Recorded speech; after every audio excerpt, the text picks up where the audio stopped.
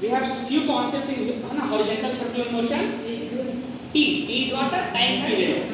Try to understand what is time period. Time taken by the particle to complete one cycle or one revolution. That is called as time period. What is the SI delta? Second. Theta. Theta is what? Angular displacement. It is the change in angular position. What is theta? Change in angular position is called as angular displacement. Omega. Omega is the angular velocity. The velocity required by the particle to move in a circular path. Okay, that is called as angular velocity. Small t equals time. Okay. Now, first formula is what? Angular displacement. Delta theta is what?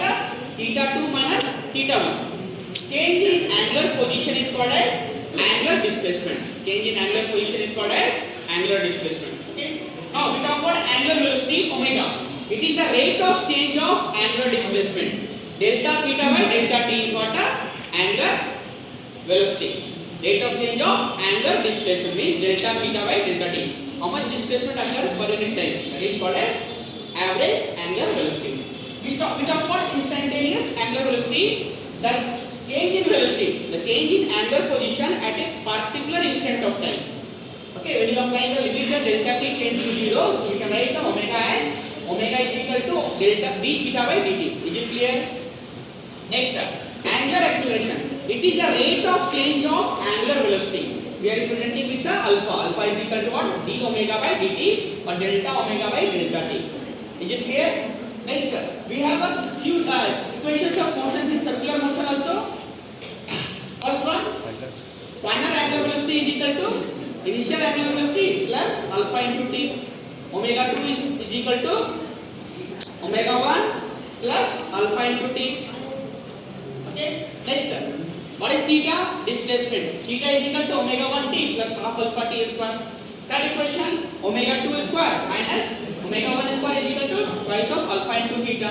So we can equate with the linear equations. V is equal to u plus at. Yes or no? S is equal to ut plus half at square. V square minus u square is 2as. Is it clear? Okay, you have to replace with s with the theta here. V with the omega, a with the alpha. Okay. Next, distance traveled or angular displacement in nth second is equal to omega 1 plus alpha by 2 whole into 2n minus 1. Is it clear? Okay.